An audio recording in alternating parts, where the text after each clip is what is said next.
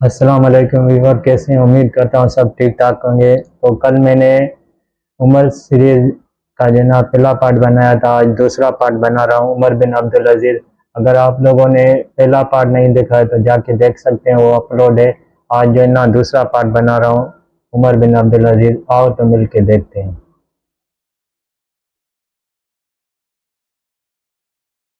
کیونکہ ان کے باقی سارے کزنز بنو امیہ کے شہزادے بنو امیہ صحابہ سے کے بہت دور شہزادے اپنی عیاشیوں میں زندگی گزار رہے تھے، بڑے بڑے محلوں میں رہتے تھے، بڑے بڑے محلوں میں رہتے تھے، مہنگے گھوڑوں کی سواریاں کرتے تھے، مہنگے گھوڑے۔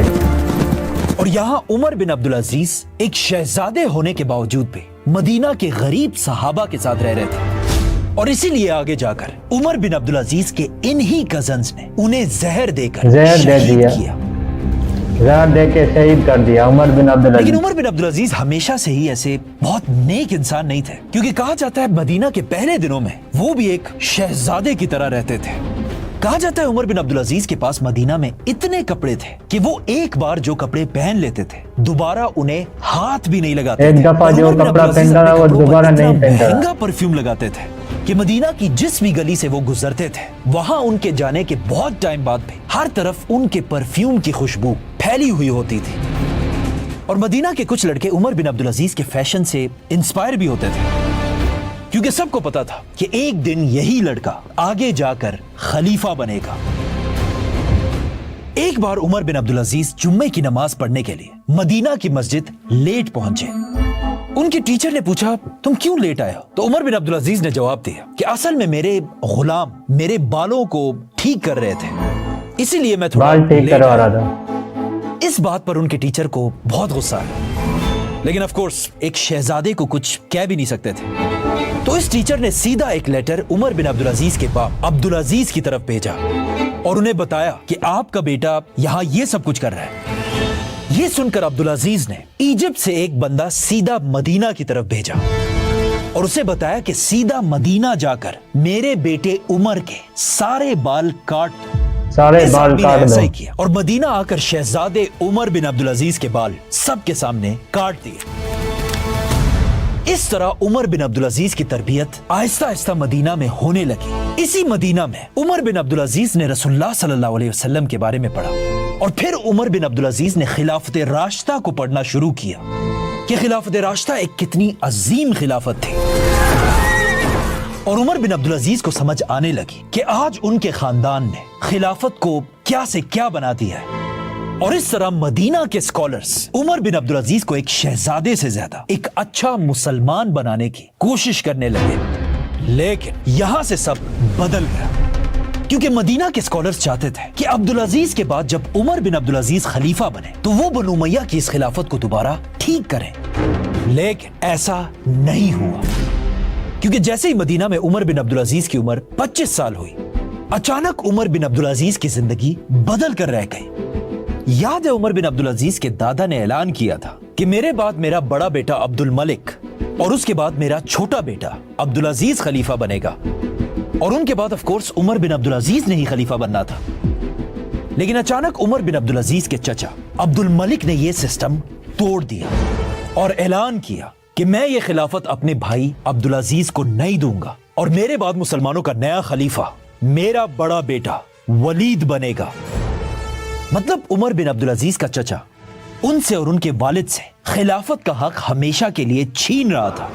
اسی لیے عمر بن عبدالعزیز کے والد عبدالعزیز نے اپنے اس بھائی کے آرڈر کو ماننے سے انکار کر دیا، اور اس طرح عمر بن عبدالعزیز کے چچا اور والد ایک دوسرے کے آمنے سامنے ہوئے، دونوں بھائی آمنے سامنے ہو گئے۔ پھر بنو امیہ کے حالات خراب ہونے لگے،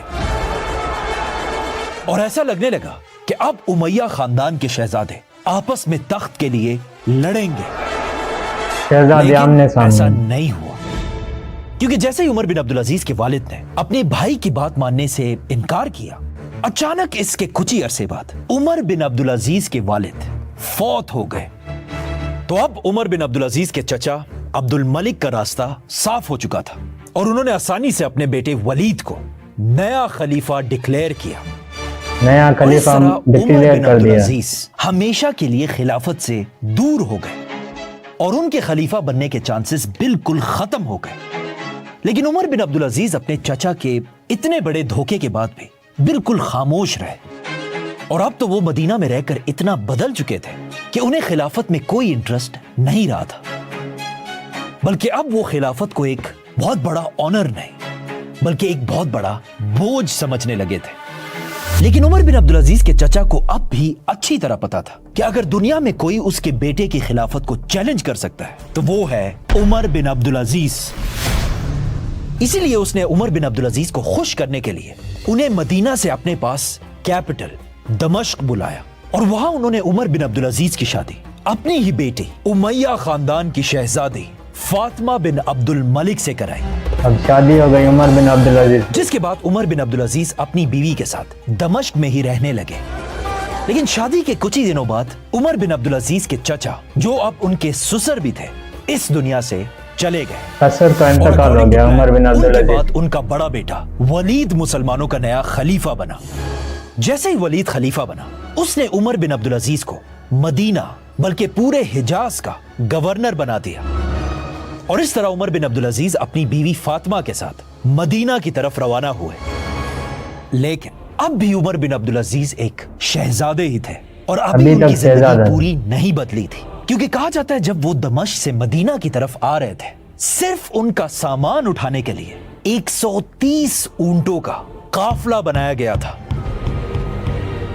मतलब इतना ज्यादा सामान था। खैर, उमर बिन अब्दुल अजीज अब इस पूरे इलाके हिजाज के गवर्नर बने और यहीं से उमर बिन अब्दुल अजीज को आहिस्ता आहिस्ता समझ आने लगी कि उनका खानदान बनु उमैया असल में पूरी दुनिया के मुसलमानों पर कितना जुल्म कर रहा है। पूरे मुसलमानों और पे यहाँ जुल्म से कर रहा उमर है। बिन अब्दुल अजीज और उन्हीं के खानदान बनु उमैया के दरमियान बड़े बड़े मसले पैदा हुए और उमर बिन अब्दुल अजीज अपने ही खानदान के खिलाफ होने लगे। पहला मसला, जब उमर बिन अब्दुल अजीज मदीना के गवर्नर बने, उसी वक्त बनु उमैया का एक और भी गवर्नर था, कूफा का गवर्नर, दुनिया का सबसे जालिम आदमी हज्जाज बिन यूसुफ, हज्जाज बिन यूसुफ, सबकी गर्दनें, जिसने कूफा में मुसलमानों पर इतना जुल्म किया कि मुसलमान अब और बर्दाश्त नहीं कर सकते थे। जो भी कूफा में बनु उमैया के खिलाफ सोचता भी था, हज्जाज उनकी गर्दनें उड़ा देता था। और इवन अगर कूफा में कोई हजरत अली और अहले बैत की तारीफ करता था, हज्जाज उसे भी नहीं छोड़ता था।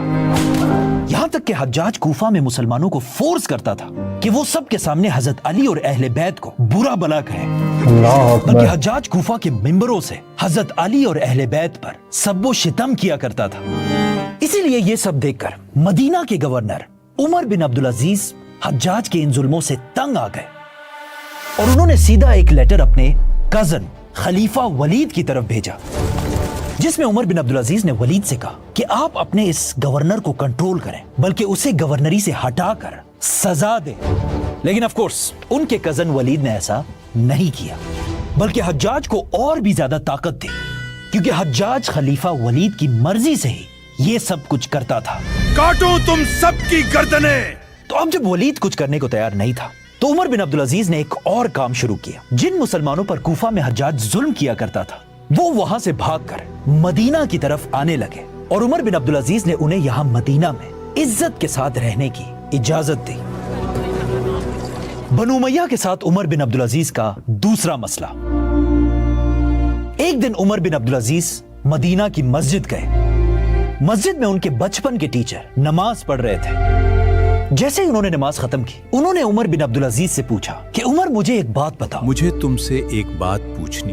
तुम्हें क्या लगता है, जो सहाबा इस्लाम की पहली जंग बदर में आप सल्लल्लाहु अलैहि वसल्लम के साथ खड़े थे, क्या अल्लाह उन सहाबा से खुश होगा या नाराज? उमर बिन अब्दुल अजीज ने कहा, बिल्कुल, अल्लाह उनसे खुश होगा। अल्लाह उनसे खुश होगा, जिस पर उनके बेशक। टीचर ने उनसे कहा, तो फिर तुम बनु उमैया के लोग इस जंग में सबसे आगे लड़ने वाले हजरत अली रज़ियल्लाहु अन्हु पर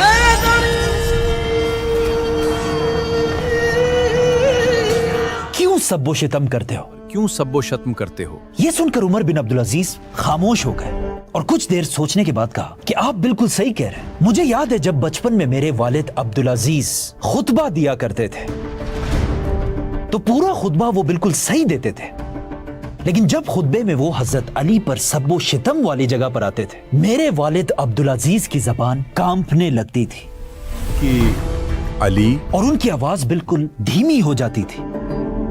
एक दिन मैंने अपने वालिद से पूछा कि हजरत अली पर सब्बो शितम करते हुए आपकी जबान क्यों कांपती है? वो शत्म कहने पर क्यों अटक जाती है? तो उन्होंने मुझे बताया कि हम बनु उमय्या हजरत अली पर सब्बो शितम तो करते हैं, लेकिन अगर इन मुसलमानों को पता चल जाए। यह था इस सीरीज का पार्ट 2। तो आप लोगों ने देखा उमर बिन अब्दुल अजीज की इस पार्ट में जो ना शादी हो जाती है, और जो ना हज्जाज बिन यूसुफ जो ना बड़ा जालिम था, वो जो ना जुल्म और सितम करता था मुसलमानों के ऊपर। तो जो ना उमर बिन अब्दुल अजीज ने जो अपने कज़न को खत लिखा कि अपने गवर्नर को जो ना रोको, मुसलमानों पे जो ना जुल्म कर रहा है। तो इसमें जो ना उमर बिन अब्दुल अजीज की शादी भी हो जाती है, और जो है ना उसका कज़न उसकी बात भी नहीं मानता है। तो यही था आज का पार्ट। जो है ना इंशाल्लाह कल हम जो ना तीसरा पार्ट बनाएंगे।